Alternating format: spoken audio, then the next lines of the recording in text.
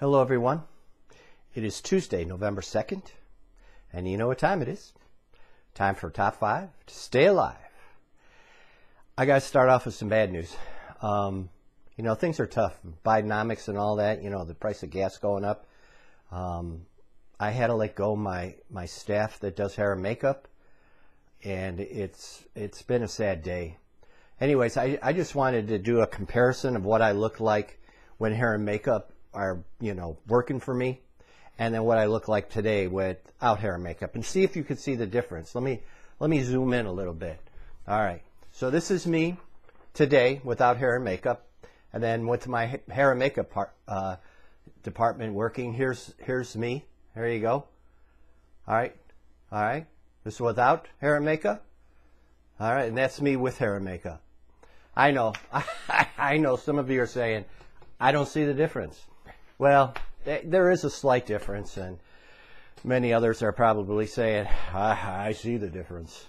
Anyways, shall we begin our top 5 to stay alive? Beginning with, tragically, there have been over 700,000 COVID-19 deaths in the United States. Perhaps it is time to consider that in addition to drug therapies, physicians in the United States might also want to use treatments that are based on optimum nutritional support for their patients. Think of that. For example, in Spain, physicians are treating their COVID-19 patients with high doses of vitamin D, and they have discovered some amazing results. A 76-patient 2020 study in October 2020 discovered that 50 hospitalized COVID-19 patients who were given 20,000 IUs of vitamin D on admission and then 10,000 IUs several days thereafter, only one, that's 2%, needed treatment in intensive care, and there were no deaths. In contrast, among the 26 remaining COVID-19 patients who were not given vitamin D, 13 or 50% needed to be treated in the intensive care unit, and tragically 2 died. Obviously, if vitamin D is given in an optimum dose as well as for an effective period of time, it has the potent immune-boosting powers to potentially fight off severe viral respiratory symptoms and even death associated with COVID-19. If it is not given, the results are far more troubling and deadly. It is important to understand that if you are deficient in vitamin D, that does impact your susceptibility to viral infections as well as your ability to fight them. In fact, a 2021 study of 65 COVID-19 patients compared to a control group concluded that a vitamin D serum deficiency is associated with more severe lung involvement, longer disease duration, and risk of death. Regrettably, measurable nutritional deficiencies do indeed exist in COVID-19 patients. For example, in a February 2021 study of 227 patients who were hospitalized with COVID-19, 102 or 45% had catastrophically depleted vitamin D levels of 12 or lower. Vitamin D levels should range somewhere between 30 and 70. Some physicians believe that a level between 50 to 60 is optimal. Hence, these 102 COVID-19 patients had extremely low rickets-inducing vitamin D blood levels. In the same study, a whopping 213, or 94% of them, had significantly depleted levels of vitamin D below 30. My last test, when I went in for my Medicare checkup, my level was 78. And I think the doctor was so surprised that I was still alive. He thought it was toxic. I'm sorry, but I believe that's optimal. Unfortunately, about 42% of the U.S. population is vitamin D deficient, and 60% of nursing home residents, as well as 76% of African Americans, are deficient in this essential immune-boosting nutrient. Needless to say, all physicians should be testing all of their COVID-19 patients for this particular nutrient deficiency, and if their COVID-19 patients are vitamin D deficient, they should be treating them accordingly. Based on the previous mentioned statistics, to do otherwise would be negligent. Now, what's good news is CardioForLIfe actually has 5,000 IUs of vitamin D. So if you're like me and you're doing a double dose twice a day, you're actually getting 20,000 IUs of vitamin D3 every day. And that's sunlight in a bottle. So COVID, come at me. I'm ready for you. Let's move on to topic number 2. This one is for all the guys out there. You try to pee and nothing comes out. Or you start to pee and then just stop, even though you still feel like you have to go. You know what? You're not alone. As many as 9 out of 10 guys experience a prostate that gets bigger and presses up against the bladder by the time they reach 80 years old. When it happens during the day, it can drive you nuts. But when bathroom problems like this wake you up at night, fortunately, there's a way to pee better. Empty your bladder more completely and maybe even sleep with fewer interruptions. It's a natural way to bring your prostate back to a more normal size, and it's one of the most exciting and best researched nutrients out there. It's a patent form of French maritime pine tree bark called pycnogenol, and it could also banish migraines and even help clear tougher than nails urinary tract infections. But that's not all pycnogenol can do, not even close. Among its many other health benefits, it could help address another culprit behind pee problems, one that older guys find maddening. I'm talking about benign prostatic hypertrophy, or BPH for short. That's a condition whose hallmark is an enlarged prostate caused by non-cancerous overgrowth of prostate cells and excess inflammation. When the prostate swells, it can block the normal flow of urine. Thankfully, it's controllable. It could even be reversible with the right tools in hand. And I don't mean invasive procedures, sickening drugs, or scary treatments. In a 2018 animal study out of Korea, pycnogenol helped shrink enlarged prostates. It worked by reducing the expression of 2 proteins associated with overproduction of prostate cells, proliferating cell nuclear antigen and Ki-67. And by decreasing levels of the hormone DHT, which tends to be too high in BPH patients. That's not all. In a small 2018 trial, men with signs of early BPH experienced improved symptoms, including better bladder emptying, reduced urine left over in the bladder after peeing, less frequent urination, including in the middle of the night, stronger urinary flow, decreased straining while peeing, and more continuous urinary streams. These stunning results came after taking 150 milligrams daily of pycnogenol for just 2 months. While most drugs for BPH take several months to make a difference, that could explain why pycnogenol outperformed pharmaceuticals in the study. And guys, I know you want the relief now. Remember that pine bark extract products might not actually contain any pycnogenol, so check the label to be sure. Real patented pycnogenol will be standardized to contain 65% procyanidins. Okay, got that? All right, topic number 3. We've all seen these little old ladies that have literally gotten shorter as they get older. And we all know someone who used to be big and strong in their youth, but in their later years lost some of that muscle. Friend, the same thing could be happening to you as you age, even if you can't see it, because your brain could be getting weaker and smaller too. It happens to some folks who are a little or on the older side and whose memory begins to fail. But this shrinkage isn't necessarily a one-way ticket to a tiny brain territory. There's something you could do to help keep the bulk in your brain. You might think you've already got your bases covered by taking the vitamin I'm about to share with you, but you've got to make sure you're taking the right version in the best form that your body can use. Sometime in the past, your heart doctor might have recommended taking folate, B9, to help bring down your homocysteine level.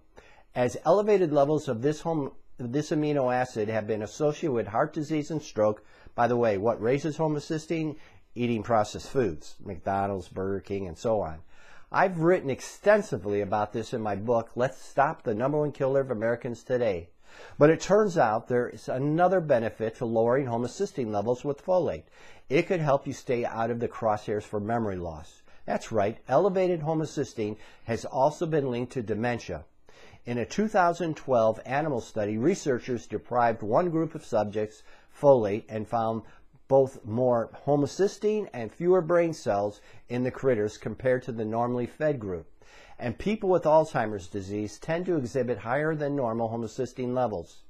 But reversing one seems to be able to turn things around for the other, because a small trial published in 2012 showed what happened when researchers used B vitamins like folate to lower homocysteine levels by 30% in folks older than 70.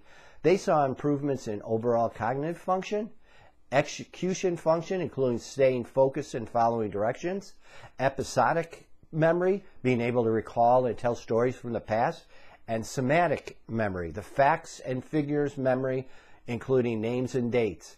And in 2013 clinical trial out of the UK, supplementing with a form of folate called folic acid helped beat back brain shrinkage in older folks with mild cognitive impairment. The group that consumed folic acid lost much less gray matter in key brain areas associated with neurodegeneration compared to the placebo group. No wonder enriching certain foods with folate and supplementing with folate has become a priority in helping aging populations save their precious memories. But you may have heard that folate may not do a thing to boost your memory. That's because in studies it seems to help those who need it the most, those who've already started experiencing memory loss. So if your mind is a steel trap and your homocysteine levels are normal, the vitamin might not do much to move the needle when it comes to cognitive function. Folate appears to work in mysterious ways in the brain, and not all of them necessarily have to do with its ability to reduce homocysteine. It's also known as a mood filter, and it could help to slash the frequency of migraine attacks. It brings powerful anti-inflammatory action to the table, which could be associated with all of these brain issues. Dark leafy greens and spinach are good food sources of folate, but you don't really know how much you're getting every time you fill your plate. That's why some doctors recommend folic acid supplements so you have complete control over the amount. A clinically studied dose is 800 micrograms. Some experts recommend choosing an activated folate or active folate supplement instead of folic acid, which could be in a form that's easier for your body to use. When it's in the active or activated state, folate has already gone through the process known as methylation, also sometimes called methylfolate, L-methylfolate, or 5-MTHF. That helps skip some of the steps your body has to go through to properly metabolize and absorb raw folate or folic acid. For some of us, that's not a problem at all, but some folks are genetically predisposed to having a hard time absorbing folate or folic acid, and others may have suppressed liver function or other metabolic issues that could stand in the way of properly converting folate or folic acid in their active forms. CardioForLIfe contains 400 micrograms of methylfolate per serving. So if you're like me and you're doing at least 2 doses twice a day, you're actually getting 1,600 micrograms or 1.6 milligrams. Topic number 4. It's one of the biggest myths perpetuated by mainstream media, and it could be keeping too many patients on diabetes meds instead of getting them to the help they actually need. I'm sure you've heard it before yourself, and you may even believe it, but I'm here to tell you that type 2 diabetes isn't always caused by consuming too much sugar, and you can't necessarily fix diabetes simply by cutting sugar out of your diet and reducing the amount of glucose in your blood with pills and injections, because there are other culprits behind a diabetes diagnosis, ones that no one is actually talking about. One of the most overlooked diabetes culprits is toxic exposure. There's one toxin in particular that I want to share with you today, one that's been associated with 3.6 times the odds of having type 2 diabetes among folks with the highest levels in this one study. You can't see it, you can't smell it, and you can't taste it. So you might have no clue how much of it you've actually been exposed to. I've also got some ways to reduce your exposure to this toxin and even to how to sweep it out of your body. And the toxin I'm talking about is arsenic. That's right, the king of poisons and the poisons of kings, which the U.S. Agency for Toxic Substance and Disease Registry ranks it as the #1 health hazard. A new study reveals how arsenic exposure can lead to 2 major hallmarks of type 2 diabetes. Number 1, glucose intolerance, resulting in higher than normal blood sugars. Number 2, insulin resistance. What the researchers found was that when arsenic unleashes oxidative stress, it's linked to the activation of a protein called NRF2 that spirals out of control. Now, when NRF2 gets turned on and is working normally, it can protect your cells against oxidative stress. But in the case of arsenic exposure, it doesn't get turned off. And that somehow is associated with excess glucose production in the liver, which confirms what an animal study found in 2014. Past researcher has also found that arsenic exposure could also disrupt the function of pancreatic beta cells, which explains the reduced insulin sensitivity. Think you could never be poisoned by something as sinister as this infamous weapon of assassination? Think again. If you're drinking water that comes from a well, it could contain unsafe traces of arsenic because of its proximity to the soil. And even if you're drinking from clean tap water, lead could be leaching into you from your pipes. While the EPA limits the amount of arsenic found in the public drinking water supply, unbelievably, the feds don't regulate the amount of arsenic found in any food product. That's a problem because arsenic too often contaminates soil in certain farms and fields and grain. In fact, rice is known as a sponge for heavy metals like arsenic, and that could spell bad news for folks who rely on rice as part of their gluten-free diets or rice milk for their dairy-free diets. And there could be a lot more arsenic in some other foods like apples than previously thought. To reduce your exposure to arsenic, you can make some lifestyle tweaks, including filtering your drinking water, choosing organic crops which will avoid exposure to arsenic-based herbicides, avoiding poultry treated with antibiotics which contain arsenic, and switching types of rice to lower arsenic variety like from brown rice. Unfortunately, you won't be able to erase arsenic exposure completely. The good news is that your body can eliminate some of these toxins on its own. But there are some ways to help work better. For instance, spirulina powder or capsules can detoxify and purify your body, while also reducing blood sugar and increasing insulin sensitivity. HG Slim comes in chocolate, strawberry, and vanilla, contains spirulina. Also contains chlorella. Both of those are great for removing toxins from your body. You also get 7 servings of fruits and vegetables and all the mushrooms and many other great nutrients. And finally, I'm sad to say, topic number 5. You might not think that your heart has anything to do with your gut, but too many folks experience gut complications after going under the knife for heart operation. I'm talking about open heart surgery and an aortic valve replacement or a mitral valve repair or replacement. What happens to some of those heart patients is a shutdown of the digestive system, one that leads to a buildup of food material in the intestines or even a painful and dangerous blockage. It's a temporary condition, but if it happens to you, it could extend your hospital stay or even change how you eat moving forwards. As scary as that sounds, it's actually one of the most common complications after heart surgery. Fortunately, there's a trick to keeping this gut condition at arm's length, and you won't believe how simple and cheap it is. The gut complication I just mentioned is called postoperative ileus. But that's just a fancy way of saying that surgery can put a damper on your bowel function, and it could take a while for it to return to normal. A recent study, however, reveals that a simple trick to slashing the incidence of this gut complication by nearly 5 times. All it takes is chewing a single piece of gum after being taken off a ventilator. It turns out that when you chew gum, your gut revs up in the same way it does when you eat food. Scientists call this sham feeding, or a way to trick your digestive system into gearing up for food intake, even when no food is actually ingested. When you're in post-op, it might not be safe to eat solid food yet, but leaving your gut in a lull could lead to digestive discomfort, including symptoms like cramps, bloating, nausea and vomiting, constipation, and more. It could also slow your recovery and even keep you in the hospital longer than you've planned. But chewing a piece of gum appears to get the muscle contractions in your gut back up and running, which helps restore bowel function and get your gut ready to eliminate food when you're actually ready to eat again. Friend, heart surgery can be scary enough on its own. You shouldn't have to worry about what happens after you wake up and whether you'll be able to eat the foods you love again.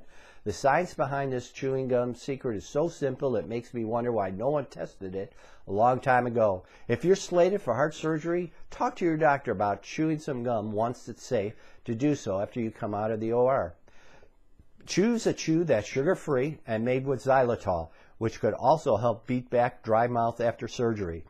Just make sure you don't swallow the gum, as that could gum up your digestive system too. Not smart. All right, let's move on to testimonies. After undergoing quadruple bypass surgery at age 70, 11 years ago, I was placed on medical prescriptions. After 2 years after surgery, I was fortunate to hear Dr. Harry on a radio program, and I called Dr. Harry. He suggested taking CardioForLIfe. I have faithfully taken only CardioForLIfe all these years. I am feeling great. I am able to work several seasonal jobs as well as maintain my domestic responsibilities. Well, thank you for that, Judy. Number 2, my reason for trying CardioForLIfe is because I had enlarged veins in my legs. Like any person, I was skeptical of the products at first. However, after trying CardioForLIfe, I felt alive. My energy level, my circulation improved a great deal over time, about 4 months. Currently, I no longer have enlarged veins in my legs. I am very thankful for this product. I recommend this product to my friends, my family, whoever have had other physical issues and challenges. They all have great results as well. One of the many things that I'm thankful for is that I'm able to speak with Dr. Harry regarding any issue on behalf of my family. Thank you, and God bless you. Thank you for that, Ophelia. Number 3, I'm 71 years old, a retired chiropractor, having practiced for 44 years in a small suburb town. I take no medications. I am fit and quite healthy. However, a couple of years ago, my blood pressure began to creep up along with my weight. I'm 5'8" and around 195. I'm working on the weight. I was 184 for about 30 years. The blood pressure was quite concerning.